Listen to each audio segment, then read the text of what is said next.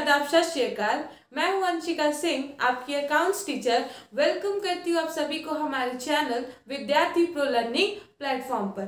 तो पिछली वीडियो में हमने यूनिट 3 स्टार्ट किया था, जो कि था हमारा रिकंस्टिट्यूशन ऑफ पार्टनरशिप फर्म, जिसमें हमने सैक्रिफाइसिंग रेशियो और गेनिंग रेशियो क्या होता है इसके बारे में पढ़ा था, क्या उसका फॉर्मूला होता है, कैसे एक्यूमुलेटेड प्रॉफिट्स और रिजर्व का ट्रीटमेंट करता है उसके बारे में पढ़ा था, गुडविल क्या होता है, गुडविल का नेचर क्या होता है, गुडविल का वैल्यूएशन कैसे किया जाता है, इन सब के बारे में पढ़ा था। और आज पढ़ेंगे कि कैसे revaluation of assets and liabilities को प्रिपेयर किया जाता है, और एडमिशन ऑफ अ पार्टनर और रिटायरमेंट और डेथ ऑफ अ पार्टनर के बारे में भी बात करेंगे। वीडियो को ज्यादा लंबा ना करते हुए let's move to our topic. तो आज बात करेंगे यूनिट 3 के एक और चैप्टर के बारे में, जो कि है एडमिशन ऑफ अ पार्टनर। तो एडमिशन ऑफ अ पार्टनर को सेक्शन 31(1) ऑफ पार्टनरशिप एक्ट 1932 के तहत ये बताया गया है कि एक पार्टनरशिप फर्म में कोई भी नया पार्टनर तभी आ सकता है जब सारे एग्जिस्टिंग पार्टनर्स का कंसेंट हो। यानी कि पार्टनरशिप एक्ट का जो सेक्शन 31(1) है वो ये कहता है कि एक पार्टनर का तो एडमिशन हो सकता है, लेकिन तभी हो सकता है जब सारे पार्टनर्स मिलके, जो एग्जिस्टिंग पार्टनर्स है वो सारे अपने कंसेंट के हिसाब से उस नए पार्टनर को अपने बिजनेस में लाना चाहते हो। एक और बात बोला गया है कि एक मोड होता है रिकंस्टिट्यूशन ऑफ पार्टनरशिप फर्म का। यानी कि यहाँ पे ये वर्ड क्या बोल रहा है, ये सेंटेंस क्या बोल रहा है कि ये एडमिशन ऑफ अ पार्टनर एक ऐसा रिकंस्टिट्यूशन है पार्टनरशिप फर्म का जहाँ पे एक अग्रीमेंट खत्म होता है और दूसरा अग्रीमेंट स्टार्ट हो जाता है। अब अगर बात करें एडमिशन ऑफ अ पार्टनर की, तो पार्टनर जो होगा वो वही पार्टनर हो सकता है जो कि मेंटली स्टेबल हो, यानी कि वो किसी भी तरीके से बीमार ना हो, पागल ना हो, तो वही पार्टनर जो है वो वही पार्टनर का एडमिशन हो सकता है पार्टनरशिप फर्म में। अब बात की जाएगी कि क्यों जो है पार्टनर जो है किसी एक नए पार्टनर को अपने बिजनेस में लाना चाहते हैं, ये जानते हुए कि जो प्रॉफिट जो था वो अपने में वो बांटा करते थे, अब उनको एक और आदमी के साथ उसको शेयर करना पड़ेगा। ये इसलिए होता है जब पार्टनर्स को और फंड की जरूरत होती है, या फिर वो और कॉम्पिटेंट और एक्सपीरियंस पर्सन को अपने बिजनेस में चाहते हैं उस पार्टनरशिप फर्म को आगे बढ़ाने के लिए, या फिर आप ये भी बोल सकते हैं जब उनको उस रेप्यूटेटेड पर्सन की गुडविल चाहिए होती है अपनी कंपनी में, अपने पार्टनरशिप फर्म में, ताकि वो उसको और आगे बढ़ा सके। इसलिए वो लोग क्या करते हैं, एडमिशन करते हैं नए पार्टनर का। अब एडमिशन जो चैप्टर है इसमें बहुत सारे कंसेप्ट पढ़ने हैं, जैसे कि पढ़ना होगा कि कैसे न्यू प्रॉफिट शेयरिंग रेशियो को निकाला जाता है, गुडविल का क्या ट्रीटमेंट होता है, revaluation of assets and liabilities कैसे बनती हैं, कैसे पहले से एक्यूमुलेटेड रिजर्व्स का, प्रॉफिट्स का और लॉसेस का ट्रीटमेंट होता है, और लास्ट इसमें आता है एडजस्टमेंट ऑफ कैपिटल का कंसेप्ट। ये इतना सारा लेके एडमिशन ऑफ पार्टनर में हमें पढ़ना रहता है, जहां पे न्यू प्रॉफिट शेयरिंग रेशियो से लेके एडजस्टमेंट ऑफ कैपिटल तक के भी सारी चीजों को पढ़ना जरूरी रहता है। तो ये पूरा कंसेप्ट है एडमिशन ऑफ अ पार्टनर का। इसके बाद बात करेंगे कि कैसे न्यू प्रॉफिट शेयरिंग रेशियो को कैलकुलेट किया जाता है। तो अगर न्यू प्रॉफिट शेयरिंग रेशियो की बात करें तो न्यू प्रॉफिट शेयरिंग रेशियो ये कहता है कि जब नया पार्टनर पार्टनरशिप फर्म में आता है तो वो अपना कुछ शेयर ऑफ प्रॉफिट भी लेकर आता है, जिसकी वजह से जो ओल्ड पार्टनर्स होते हैं, जो एग्जिस्टिंग पार्टनर्स होते हैं, उनकी प्रॉफिट शेयरिंग रेशियो जो होती है रिड्यूस हो जाती है। तो उसको फिर से कवर अप करने के लिए ये सभी मिलके एक नए रेशियो को फॉर्म करते हैं। उसी नए रेशियो को न्यू प्रॉफिट शेयरिंग रेशियो बोलते हैं। तो न्यू प्रॉफिट शेयरिंग रेशियो में दो प्रॉब्लम्स आ सकती हैं। पहला प्रॉब्लम ये बोलता है कि जब सिर्फ क्वेश्चन में ये बोल दे या अग्रीमेंट में ये बोल दे कि हाँ भाई जो नया पार्टनर है उसका ही शेयर ऑफ प्रॉफिट दिया गया हो, उस केस में उसके शेयर ऑफ प्रॉफिट से, न्यू पार्टनर के शेयर ऑफ प्रॉफिट को निकाल के जो भी रिमेनिंग प्रॉफिट बचेगा वो पार्टनर्स अपने अमंग में बांट लेंगे।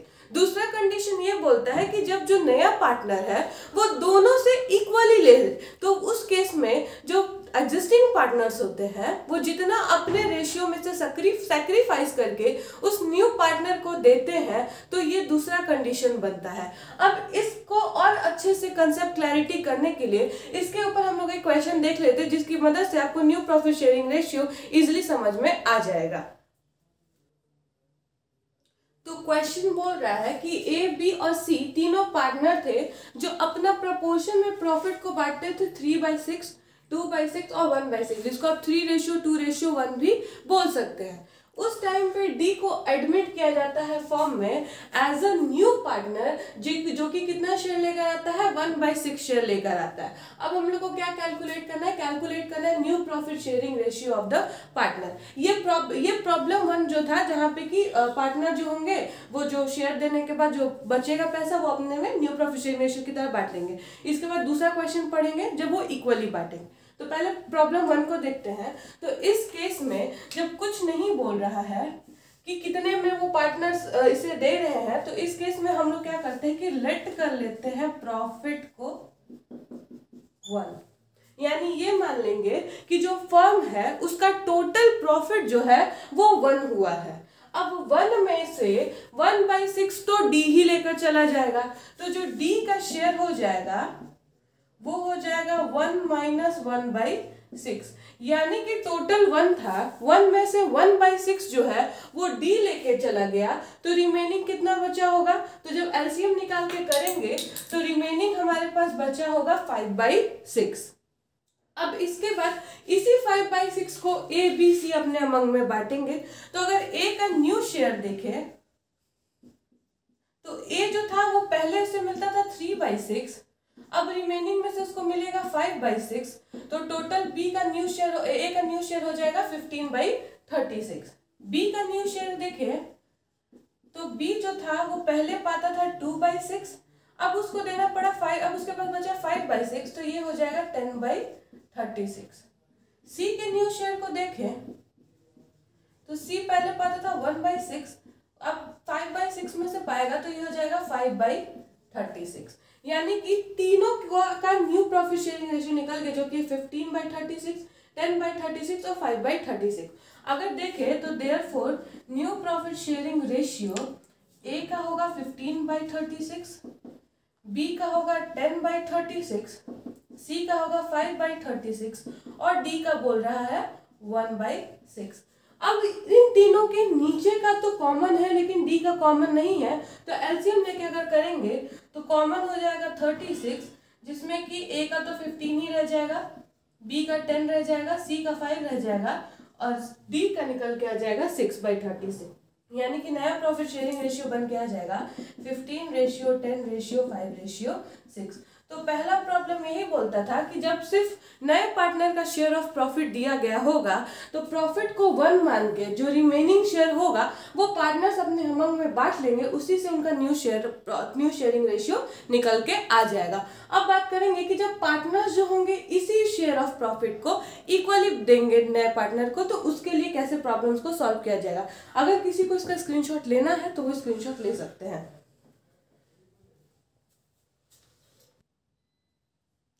तो जो सेकंड क्वेश्चन है उसमें बोल रहा है कि राम और श्याम दोनों पार्टनर्स थे जिनका प्रॉफिट शेयरिंग रेशियो 7/12 और 5/12, जिसको आप 7:5 भी बोल सकते हैं। उन्होंने गोपी को एडमिट किया फर्म में एज अ न्यू पार्टनर जो कि 1/6 शेयर के साथ आ रहा था, जो कि वो दोनों पार्टनर से इक्वली ले रहा था, यानी राम और श्याम दोनों से वो इक्वली ले रहा था और हम लोग को कैलकुलेट करना है न्यू प्रॉफिट शेयरिंग रेशियो।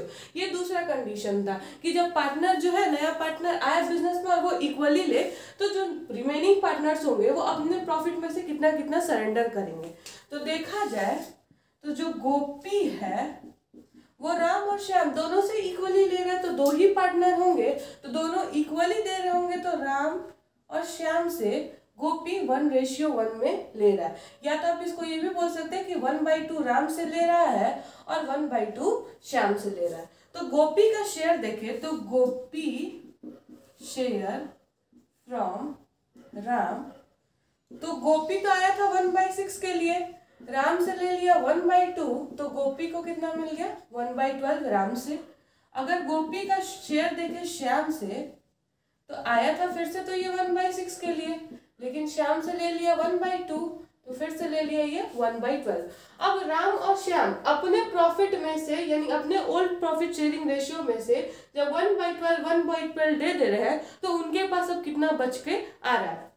तो देखें, राम न्यू शेयर, पहले राम के पास था 7/12 दे दिया, वो माइनस करेंगे क्योंकि वो अपने में से सरेंडर कर रहा है। उसमें क्या था कि वो रिमेनिंग प्रॉफिट को अपने पास अपने साथ में बांट रहे थे, इसलिए वहां पे हम लोग मल्टीप्लाई कर रहे थे। लेकिन यहाँ पे क्या था कि वो सरेंडर कर रहे हैं, किसी को दे रहे हैं, तो अपने पास से वो कुछ दे रहे हैं तो उनके पास से वो चीज जा रही है, इसीलिए यहाँ पे इसको माइनस करेंगे। तो माइनस कितना करेंगे, राम कितना दिया है तो 1/12 माइनस कर देंगे तो राम का निकल के आ जाएगा न्यू शेयर 6/12। श्याम का न्यू शेयर देखें तो श्याम पहले लेता था 5/12 दे दिया 1/12, तो श्याम का हो गया 4/12। अब जो गोपी था वो दोनों से ले रहा था 1/12 प्लस 1/12, यानी कि इसको शॉर्ट फॉर्म में देखें तो 1/6 ले रहा था। तो अगर न्यू शेयर देखें इन तीनों का तो राम का तो 6/12 है, श्याम का 4/12 है, लेकिन गोपी अभी भी 1/6 में। बैलेंस करने के लिए इसको भी 12 कर देंगे तो टोटल हो जाएगा 12 एलसीएम 6, 4 और 2। तो नया शेयर निकल के आएगा इनका 6, 4 और 2। तो ये पूरा कंसेप्ट था न्यू प्रॉफिट शेयरिंग रेशियो का। अब देखेंगे कि जब नया पार्टनर गुडविल लेकर आता है तो उसकी क्या क्या एडजस्टमेंट और उसकी क्या क्या ट्रीटमेंट की जाती है। अगर किसी को उसका स्क्रीनशॉट लेना है इस क्वेश्चन का तो वो ले सकते हैं। तो जब नया पार्टनर गुडविल का पैसा लेकर आता है उसे हम लोग गुडविल प्रीमियम या फिर प्रीमियम फॉर गुडविल के नाम से भी जानते हैं। तो उसमें भी कुछ कंडीशंस होते हैं जिसके बारे में अभी डिस्कस कर लेते हैं। पहला कंडीशन बोलता है कि जब गुडविल प्रीमियम का पैसा नए पार्टनर के द्वारा प्राइवेटली पेड किया जाएगा ओल्ड पार्टनर्स को, तो उस केस में कोई भी एंट्री पास नहीं होगी। अगर क्वेश्चन में लिख दे कि goodwill premium is paid by new partner privately to old partner, तो उस केस में आपका आंसर सिर्फ यही होगा कि no entry will be pass. Second condition बोल रहा है जिसमें दो कंडीशंस होंगे। पहला कंडीशन बोल रहा है कि जब नया पार्टनर जो है वो गुडविल प्रीमियम का पैसा ला रहा है और वो बिजनेस में लेकर आ रहा है तो उस केस में दो एंट्रीज होगी। पहली होगी कि जो भी पैसा लेकर आ रहा है तो कैश या bank account debit to premium for goodwill account. दूसरा, ये प्रीमियम का पैसा ओल्ड पार्टनर्स अपने अकाउंट में बांट लेंगे, लेकिन किस रेशियो में बांटेंगे तो सैक्रिफाइसिंग रेशियो में बांटेंगे। हमेशा इस बात को याद रखिएगा बच्चों कि इसको हमेशा हम लोग किस रेशियो में बांटेंगे, सैक्रिफाइसिंग रेशियो में ही बांटेंगे। यानी कि जो भी गुडविल प्रीमियम का पैसा होगा वो ओल्ड पार्टनर्स अपने अकाउंट में सैक्रिफाइसिंग रेशियो में बांट लेंगे। तो इसकी एंट्री होगी premium for goodwill account debit to old partner capital account in sacrificing ratio. दूसरा कंडीशन बोल रहा है कि when goodwill premium is withdrawn by old partner, यानी गुडविल का कुछ पैसा जब ओल्ड पार्टनर्स विड्रॉन कर लेते हैं उस केस में ओल्ड पार्टनर्स के कैपिटल को डेबिट किया जाएगा और कैश और बैंक को क्रेडिट किया जाएगा और फिर से इसको हम लोग सैक्रिफाइसिंग रेशियो में ओल्ड पार्टनर ले लेंगे। तीसरा कंडीशन बोलता है when goodwill premium is not brought by new partner, यानी कि जब नया पार्टनर जो है वो गुडविल का पैसा ला ही नहीं रहा है, उस केस में सीधे उसका करंट अकाउंट खुलेगा। यानी कि लिखेंगे गुडविल, जहां पे गुडविल प्रीमियम लिखते थे वहां लिखेंगे new partners current account debit to old partner capital account, क्योंकि यहाँ पे ये अज्यूम किया जाएगा कि वो पार्टनर यानी कि जो नया पार्टनर है वो कभी ना कभी तो गुडविल का पैसा लाएगा ही लाएगा, इसीलिए इसको करंट अकाउंट लिख के दिखाते हैं। यानी लिखेंगे new partner current account debit to old partner capital account. ये पूरा कंसेप्ट था गुडविल प्रीमियम का। अब एक और चीज है कि अगर आपके बुक में पहले से मतलब एडमिशन के टाइम पे ये पता चल रहा है कि पहले से ही कुछ गुडविल जो है वो ओल्ड पार्टनर्स का रखा गया है तो उसको ओल्ड पार्टनर्स अपने अमंग में ओल्ड रेशियो में बांट लेंगे, तो उसकी जनरल एंट्री होगी old partners capital account debit to goodwill account, और उसको किस रेशियो में बांटेंगे वो लोग, ओल्ड रेशियो में उसे बांट लेंगे। अब revaluation of assets and liabilities क्या होता है, ये change in profit sharing ratio में बता दिए थे। कैसे हम लोग accumulated reserves, accumulated profit, accumulated losses या फिर जो भी डेफर्ड रेवेन्यू एक्सपेंडिचर्स होता है उसकी क्या क्या एंट्रीज होती है उसको भी मैंने बता चुका था। और इस कंडीशन में भी अगर कोई नया पार्टनर एडमिट हो रहा है तो उस केस में भी अगर पहले से कोई भी reserve, profit, loss, expenditure, goodwill दिया गया होगा तो वो ओल्ड पार्टनर्स अपने अमंग में ओल्ड रेशियो में बांट लेंगे। इन सारी चीजों पे मैंने वीडियोस फर्दर बना दिया, अगर किसी ने उसे नहीं देखा तो जाके अभी प्लीज देख ले। अब इसका एक और टॉपिक के बारे में बात करेंगे जो कि होगी हमारी हिडन गुडविल।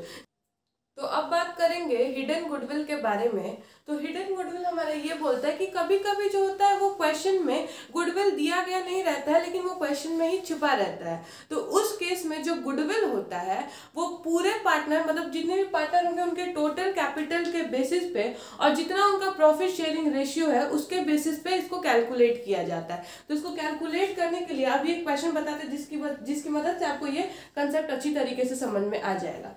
तो क्वेश्चन बोलता है कि ए और बी दो पार्टनर थे जिनका कैपिटल था 30,000 और 20,000। सी आता है एज ए न्यू पार्टनर जिसके पास 1/4 शेयर है और सी कंट्रीब्यूट करता है 24,000 एज हिज कैपिटल।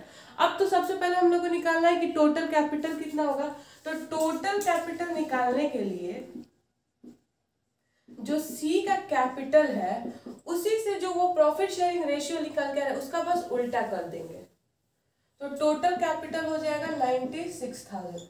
अब देखेंगे कि तीनों पार्टनर मिलके कितना कंट्रीब्यूट करे तो उसको माइनस करेंगे contribution of A plus B plus C. तो ए का कैपिटल था 30,000, बी का कैपिटल था 20,000 और सी का कैपिटल था 24,000। यानी कि टोटल इन सबका कैपिटल था आपको 74,000।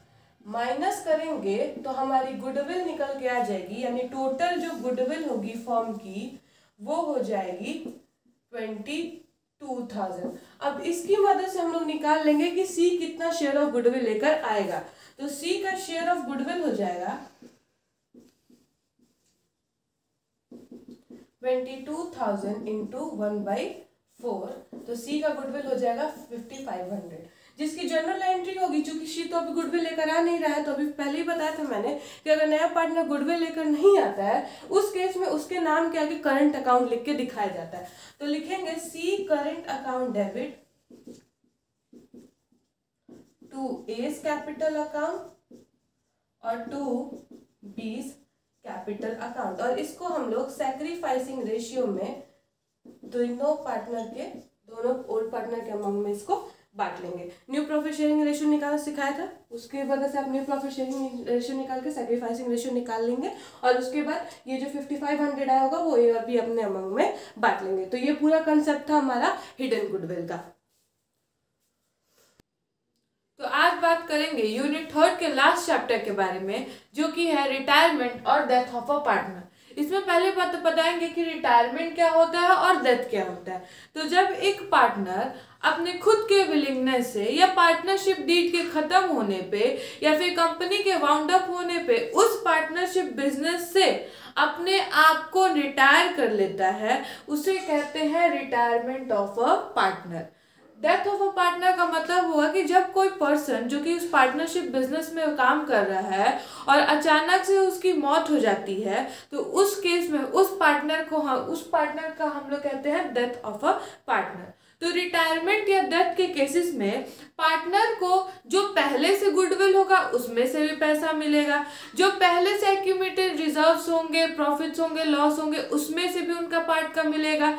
तीसरी चीज, अगर कोई भी रीवैल्यूएशन होगा एसेट्स एंड लायबिलिटीज का तो उस रिटायरिंग पार्टनर को मिलेगा। और डेथ के केस में ये तीनों चीजें जो होंगी, जो पार्टनर है जिसका लीगल रिप्रेजेंटेटिव जिसे बना के गया होगा वो डिसीज पर्सन, वो सारी चीजें उसे मिलेगी। रिटायरमेंट और डेथ में जो होता है वो हम लोग कैलकुलेशन करते हैं न्यू प्रॉफिट शेयरिंग रेशियो का, फिर देखते हैं कौन से पार्टनर का मतलब बेसिकली गेनिंग रेशियो, कौन सा पार्टनर गेन कर रहा है, कौन सा पार्टनर सेक्रीफाइस कर रहा है। तो ऑब्वियसली जो पार्टनर रिटायर हो रहा है वो सैक्रिफाइस कर रहा है और जो पार्टनर अभी भी उस बिजनेस को कंटिन्यू कर रहे हैं वो गेन कर रहा है। तीसरी चीज इसमें निकाली जाती है कि क्या गुडविल का ट्रीटमेंट किया जाएगा, कोई पहले से रिजर्व्स या प्रॉफिट्स होंगे उनकी क्या ट्रीटमेंट होगी, एसेट्स एंड लायबिलिटीज को रीवैल्यू कैसे किया जाता है, और लास्ट होता है एडजस्टमेंट ऑफ कैपिटल में प्रोपोर्शन ऑफ कैपिटल को निकालते हैं। तो ये पूरा टॉपिक था रिटायरमेंट और डेथ ऑफ अ पार्टनर का।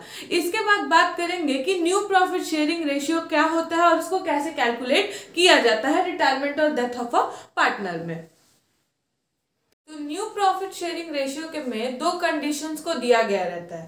पहला कंडीशन ये बोलता है कि जब रिटायरिंग पार्टनर जो है वो बिजनेस छोड़ रहा है और उस केस में एक्स और वाई कितना कंट्रीब्यूशन दे रहे हैं, अगर ऐसे करके क्वेश्चन नहीं दिया गया रहता है तो कैसे न्यू प्रॉफिट शेयरिंग रेशियो को निकालते हैं। दूसरा कंडीशन ये बोल दे कि रिटायरिंग पार्टनर जब निकल रहा है तो एग्जिस्टिंग पार्टनर उसके लिए कितना अपने शेयर में से सरेंडर कर रहा है, वो कैसे होता है। तो इससे रिलेटेड दोनों क्वेश्चंस को आज हम लोग पढ़ेंगे।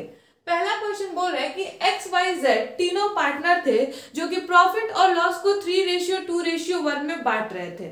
अब इसमें न्यू प्रॉफिट शेयरिंग रेशियो को कैलकुलेट करना है, लेकिन ये नहीं बता रहा है कि कितना कितना कब कब जब पार्टनर रिटायर हो रहा है तो कौन कौन कितना कितना उसके लिए सरेंडर कर रहा है। उस केस में जो एग्जिस्टिंग जो ओल्ड रेशियो होता है वही उन पार्टनर्स का न्यू रेशियो बन जाता है। ऐसे क्वेश्चन में जैसे ये क्वेश्चन बोल रहा है कि एक्स वाई जेड जो थे वो तीनों पार्टनर थे और प्रॉफिट और लॉस को 3:2:1 में बांट रहे थे, बस इसके आगे कुछ ना बोले और बोल दे कि न्यू रेशियो को कैलकुलेट करें अगर एक्स रिटायर हो रहा है, वाई रिटायर या फिर जेड रिटायर, जो तीनों में से रिटायर हो रहा है। अब पहले में क्या है कि एक्स रिटायर हो रहा है, पहले कंडीशन में एक्स रिटायर हो रहा है, तो एक्स रिटायर हो रहा है तो एक्स का 3 रेशियो था, y का 2 था और z का 1 था, जिसको आप 3/6, 2/6 और 1/6 भी बोल सकते हैं। तो x रिटायर हो रहा है तो x का था 3/6, तो x रिटायर हो रहा है तो अब बच कौन गया, y और z बच गए। अब यही दोनों बच रहे हैं, तो जब x रिटायर हो गया तो x चला गया तो बचा क्या, 2:1, तो यानी कि x का हो जाएगा 2, y का हो z का हो जाएगा 1, यानी कि नया रेशियो निकल के आएगा 2:1 और ये किसके बिटवीन में होगा, y और z के बीच में। दूसरी कंडीशन में बोल रहा है कि y रिटायर हो रहा है, अब y का तो था 2 यानी 2/6 था, अब y ही रिटायर हो गया तो बच क्या रहा है 3 और 1, यानी 3 था x का और 1 था z का, यानी कि अब नया रेशियो निकल के आएगा x का हो जाएगा 3, z का हो जाएगा 1, यानी कि नया रेशियो निकल के आएगा 3:1। तीसरे कंडीशन में z रिटायर हो रहा है, जब z रिटायर हो रहा है तो z का था 1/6, अब z रिटायर हो गया तो बच रहे हैं सिर्फ दो पार्टनर यानी x और y, और x का है 3, y का है 2, यानी कि x का रेशियो है 3, y का रेशियो है 2, तो नया रेशियो जो होगा वो होगा 3:2। यानी कि ये पहला कंडीशन था जहां पे ये बताया कि जब पार्टनर रिटायर हो रहे हैं उस केस में अगर दो जो बचे हुए पार्टनर अगर वो अपने प्रॉफिट में से सरेंडर नहीं कर रहे हैं तब हम लोग कैसे करते हैं, तो उस केस में बता दिए कि जो उनका ओल्ड रेशियो होगा वही उनका न्यू रेशियो बन जाएगा एग्जिस्टिंग पार्टनर का। ये पहला क्वेश्चन था। इसके बाद बात करेंगे कि जब सरेंडर करेगा तब उसका कैसे कैलकुलेशन किया जाएगा। तो जो हमारा सेकंड क्वेश्चन है वो ये कहता है कि मधु, सुरभि एंड निखिल ये पार्टनर थे लेकिन बिना पार्टनरशिप डीड के थे, और मधु रिटायर हो जा रही है और उसके बाद उनका न्यू रेशियो निकालना है जिसमें कि वो लोग पहले से एग्री कर रहे हैं कि वो 5:3 में उसे बांटेंगे। अब निखिल, मधु और सुरभि तीनों पार्टनर तो थे लेकिन बिना पार्टनरशिप डीड के थे। तो पहले ही बताए थे कि अगर पार्टनरशिप डीड एब्सेंट होती है उस केस में जो पार्टनर्स होते हैं वो अपना प्रॉफिट शेयरिंग रेशियो इक्वली रखते हैं। अब पार्टनर कितने हैं, 3, तीनों को इक्वली बांटना है, तो अगर नहीं समझ में आए तो इक्वल बोलते तो सबको एक एक दे देना, यानी कि सुरभि का भी 1 हो जाएगा, मधु का भी 1 हो जाएगा और निखिल का भी 1 हो जाएगा, यानी हमारी ओल्ड रेशियो हो जाएगी 1/3, 1/3 और 1/3, क्योंकि 3 पार्टनर थे तो टोटल 3, सबको एक एक मिलेगा, 1 मिलेगा तो 1/3, 1/3, 1/3, यानी कि मधु का शेयर हो जाएगा 1/3, सुरभि का हो जाएगा 1/3 और निखिल का हो जाएगा 1/3। अब इसमें से मधु रिटायर हो जा रही है। अब मधु रिटायर हो रही है तो मधु के शेयर को ये लोग 5:3 में ले रहे हैं। तो अब देखेंगे कि सुरभि कितना गेन कर रही है और निखिल कितना गेन कर रहा है जब मधु रिटायर हो रही है। तो पहले सुरभि का निकालेंगे, तो सुरभि गेन 1/3 इंटू 5/8, यानी कि सुरभि 1/3 का 5/8 गेन कर रही है, यानी टोटल सुरभि गेन कर रही है 5/24। तो जो सुरभि का न्यू रेशियो होगा, न्यू शेयर होगा, वो होगा 5/24 और ओल्ड उसका कितना था 1/3, यानी कि 5 + A 13/24। ये था सुरभि का। निकालेंगे अब निखिल का, तो जो निखिल था वो भी गेन कर रहा है 1/3, लेकिन कितने का 3/8 का, यानी कि 3/24। तो निखिल का न्यू शेयर हो जाएगा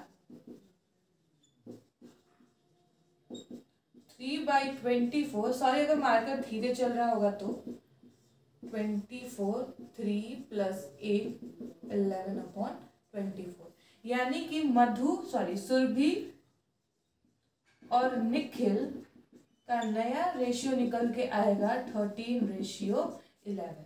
तो ये पूरा कॉन्सेप्ट था हमारा न्यू प्रॉफिट शेयरिंग रेशियो का। अब बात करेंगे कि गेनिंग रेशियो को कैसे कैलकुलेट किया जाता है।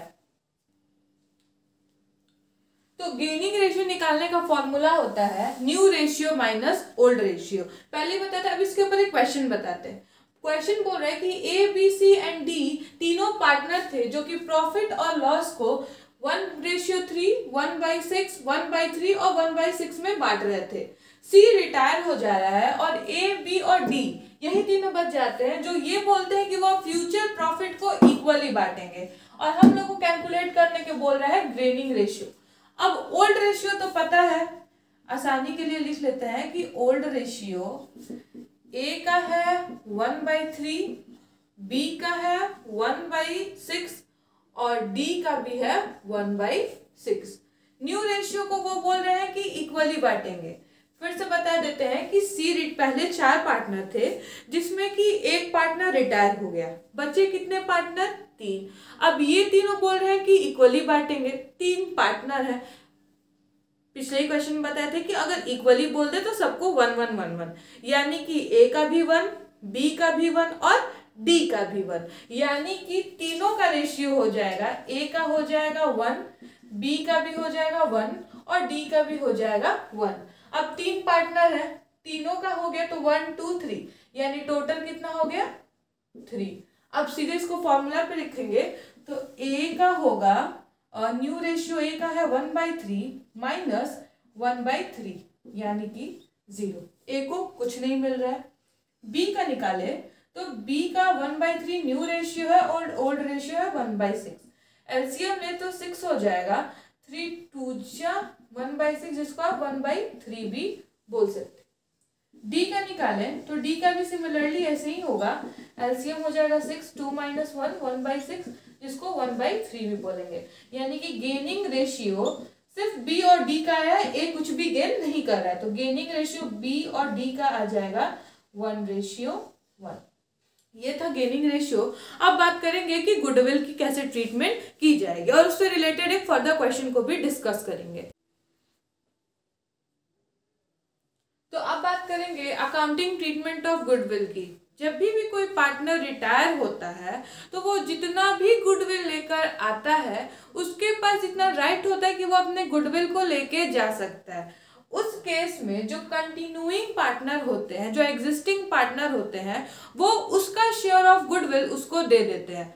उस केस में जो गुडविल की एंट्री होती है वो होती है continuing partner capital account debit to retiring partner capital account, यानी जो पार्टनर कंटिन्यू कर रहा है वो रिटायरिंग पार्टनर को उसका शेयर ऑफ गुडविल दे देंगे। हाँ, रिटायरमेंट के टाइम पे ये पता चले कि उस टाइम पे पहले से ही गुडविल था बुक्स में, तो उस केस में सारे पार्टनर को उस गुडविल का हिस्सा, उस गुडविल का पार्ट उनको मिलता है। तो उस केस में एंट्री होती है all partners capital account debit to goodwill account. अब इसके ऊपर एक क्वेश्चन ले लेते हैं जिससे आपको इसकी कॉन्सेप्ट क्लैरिटी अच्छे से समझ में आ जाएगी। क्वेश्चन है वो बोल रहा है कि ए बी सी 3 पार्टनर्स थे जो कि पहले जो था 3:2:1 में अपने प्रॉफिट को बांटते थे। उस टाइम पे जो गुडविल की वैल्यू थी वो थी 2,40,000। बी रिटायर होता है और बी के रिटायरमेंट पे गुडविल को वैल्यू किया जाता है 6 लाख। अब ए और सी ये डिसाइड कर रहे हैं कि वो फ्यूचर प्रॉफिट को 3:2 में बांटेंगे। तो पहले ही बता दे कि जो भी पार्टनर रिटायर हो रहा है जब वो अपना गुडविल लेकर जाएगा तो जो कंटिन्यूइंग पार्टनर्स होंगे वो उसको उसके शेयर ऑफ गुडविल को गेनिंग रेशियो में बांटेंगे। पहले ही बता दें सीयूईटी एग्जाम के लिए या फिर बोर्ड एग्जाम के लिए बहुत इंपॉर्टेंट है कि अगर वो अपना गुडविल लेकर जा रहा है तो उसको उसका goodwill continuing partner gaining ratio में ही बांटेंगे। तो अगर पहले बात करें तो सबसे पहले इसमें हम लोगों को गेनिंग रेशियो को कैलकुलेट करना पड़ेगा। तो 2 ही पार्टनर है ए और सी। गेनिंग रेशियो का फॉर्मूला होता है new ratio minus old ratio.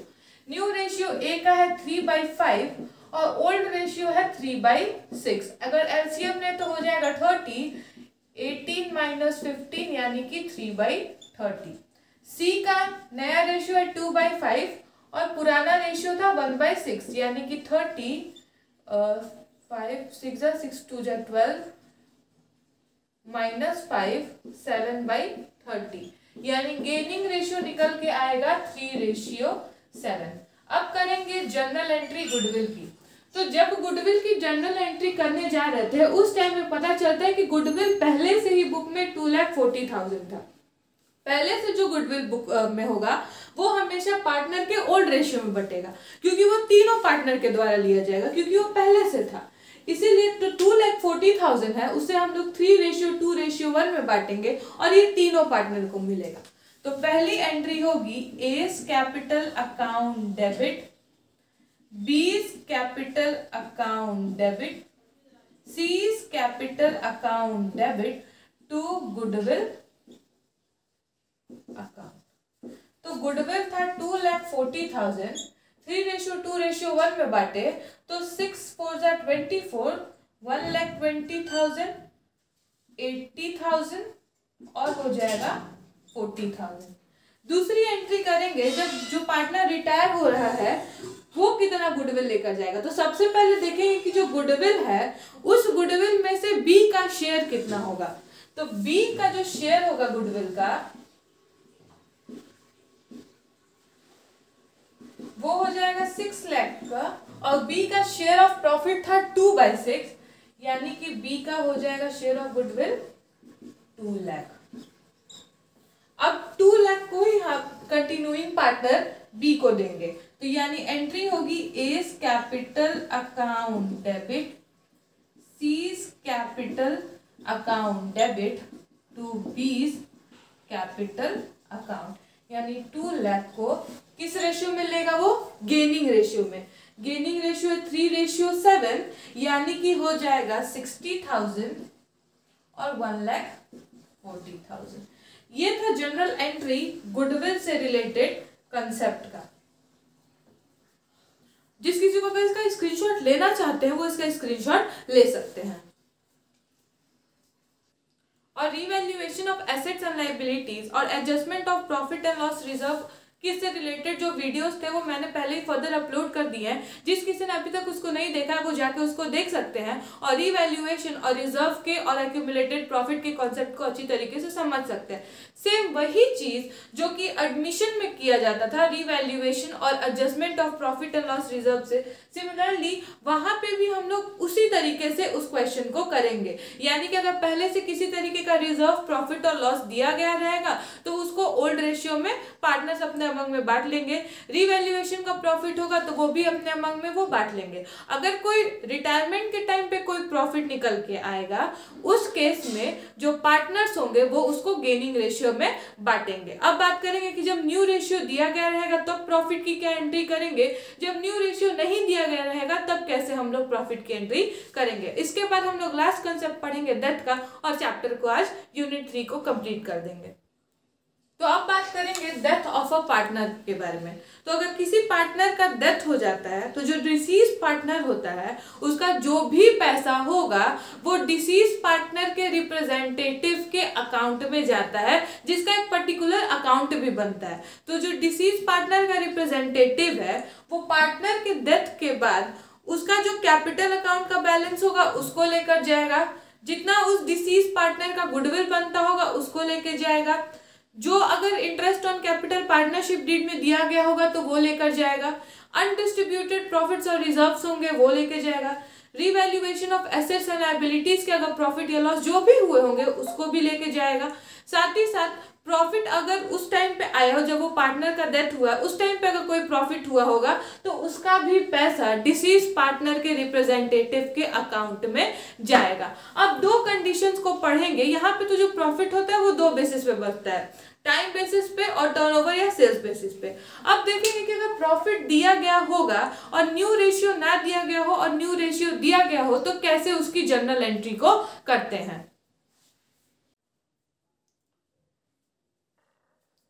तो प्रॉफिट के केस में दो ही कंडीशन बन रहे हैं, अगर नया रेशियो ना दिया गया हो नया रेशियो दिया गया हो। तो अगर न्यू रेशियो नहीं दिया गया होगा तो प्रॉफिट के केस में सस्पेंस अकाउंट को खोला जाएगा, तो पीएलएन suspense account debit to deceased partner capital account. Loss के केस में बस इसी एंट्री का उल्टा हो जाएगा, deceased partner capital account debit to पीएलएन सस्पेंस अकाउंट। नया रेशियो दिया गया होगा तो प्रॉफिट के केस में जो रिमेनिंग पार्टनर होंगे वो डिसीज पार्टनर को उतना उसका कैपिटल का पैसा प्रॉफिट का पैसा देंगे। किस रेशियो में देंगे तो गेनिंग रेशियो में देंगे। अगर लॉस दिया होगा जस्ट इसका उल्टा, deceased partner capital account debit to remaining partner capital account और उसको भी वो लोग गेनिंग रेशियो में देंगे। तो ये पूरा कंसेप्ट था हमारा डेथ से रिलेटेड। अब बात करेंगे कल यूनिट 4 के बारे में जो कि है dissolution of partnership firm. Hope you guys like it. और जाते जाते चैनल को लाइक सब्सक्राइब शेयर करना ना भूले और अपने कमेंट्स को भी देना ना भूले प्लीज। Thank you.